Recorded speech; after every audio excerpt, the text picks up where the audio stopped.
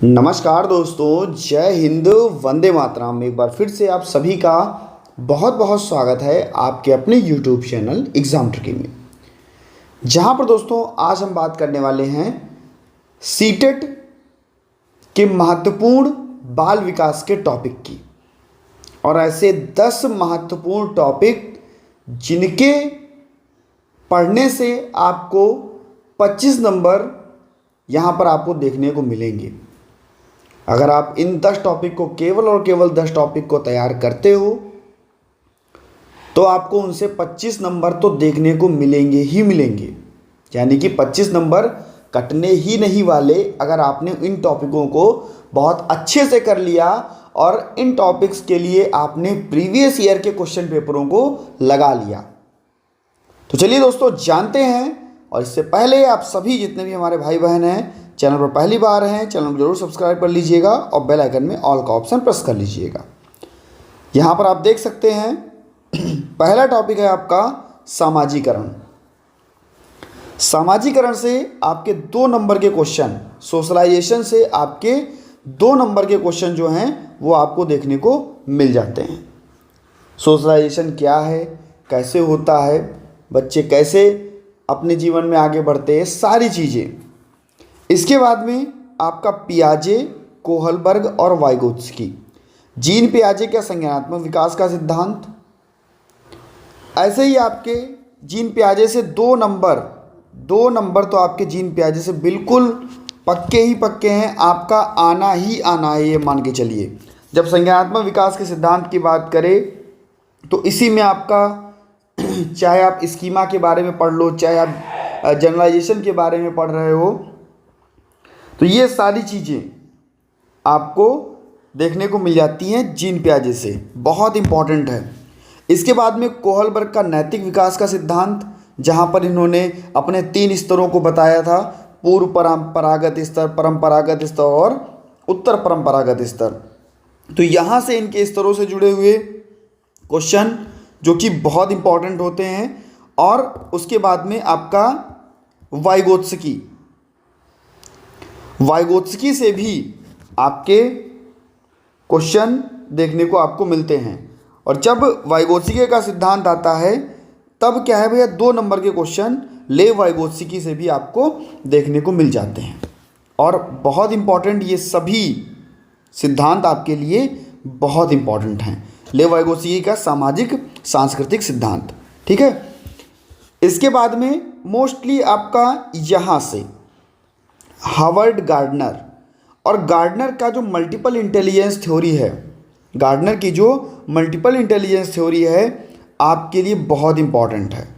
बहुबुद्धि का सिद्धांत गार्डनर जी ने दिया, बहुत इंपॉर्टेंट है। यहाँ से आपको क्वेश्चन मिलते ही मिलते हैं। इसके बाद में लिंग से आप देखते हो कि लिंग रूढ़िवादिता की बात करता होगा कि कैसे आप कक्षा में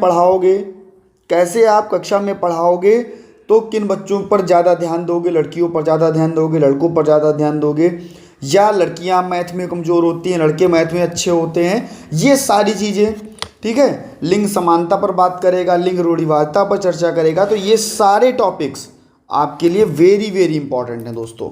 इतने इंपॉर्टेंट हैं कि आपको यहाँ से क्वेश्चन मिलेगा ही मिलेगा।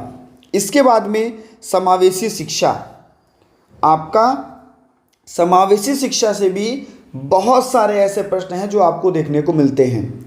जैसे कक्षा को अगर समावेशी बनाएंगे तब कैसे कार्य करेंगे। मान लो कोई एक ऐसा बच्चा है जो हमारा विशेष आवश्यकता वाला बच्चा है, स्पेशल बच्चा है, उसको कैसे हम कक्षा में कह सकते हैं पढ़ाने के लिए प्रेरित करेंगे और किन किन ढंगों से पढ़ाएंगे। इसी में आपका चाहे वो ब्रेल लिपि हो, चाहे वो आपकी साइन लैंग्वेज हो, वहाँ से भी क्वेश्चंस आपसे समावेशी शिक्षा के अंतर्गत पूछ लिए जाते हैं। इसके बाद में कॉग्निशन और इमोशन, संज्ञान और संवेग, यहाँ से भी आपको क्वेश्चन देखने को मिलते हैं। और ये जितने भी टॉपिक हैं लगभग आपको 2-2 नंबर के क्वेश्चंस आपको हर टॉपिक से देखने को मिल जाते हैं। अभी प्रेरणा क्या है, मोटिवेशन की बात कर लेता है कि मोटिवेशन कैसे मिलता है, कहाँ से मिलता है मोटिवेशन। कभी कभार क्या होता है कि मोटिवेशन की परिभाषा आपसे पूछ लेगा, कथन जो कि होते हैं वो आपसे पूछ लेगा, तो वो आपको बताना पड़ेगा। अधिगम क्या है, लर्निंग क्या है, जिसको हम लोग कहते हैं अधिगम क्या है, लर्निंग क्या है, तो लर्निंग के बारे में भी आपसे क्वेश्चन पूछ ही लेता है।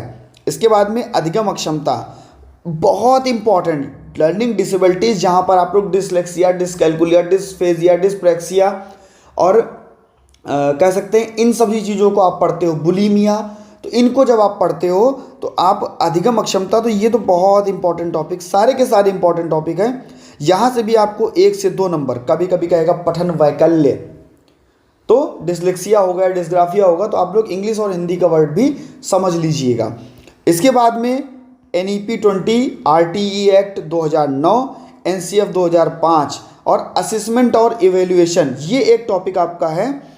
यहाँ से भी असेसमेंट और इवेल्युएशन से भी आपके क्वेश्चन 2 से 3 क्वेश्चन आपको देखने को मिलते हैं। NCF से NCF 2005 के में क्या कहा गया, क्यों कहा गया, बिना बोझ के शिक्षा, ये सारी चीज़ें बहुत इंपॉर्टेंट होती हैं। और NEP 2020 और RTE से तो बहुत बार क्वेश्चन पूछता है, 6 से 14 वर्ष के जो बच्चे हैं, ऐसे वाले क्वेश्चंस। तो ये सभी 10 के 10 टॉपिक आपके CDP के लिए बहुत इंपॉर्टेंट।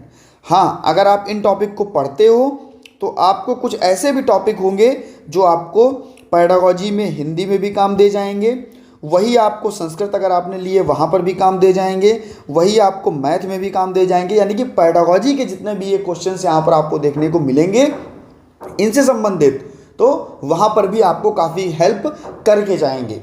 तो 25 नंबर को कंप्लीट कीजिए और इन सभी टॉपिक्स को अच्छे से रिवीजन कीजिए, अच्छे से पढ़िए और बने रहिए आपके अपने चैनल एग्जाम ट्रिकी 2.0 पर। सब्सक्राइब अभी तक नहीं किया है चैनल को, सब्सक्राइब कर लीजिएगा। वीडियो अच्छी लगी हो तो वीडियो को लाइक करना ना भूलिएगा। मिलता हूं दोस्तों नेक्स्ट वीडियो में, बने रहिएगा आपके अपने चैनल एग्जाम ट्रिकी पर। धन्यवाद।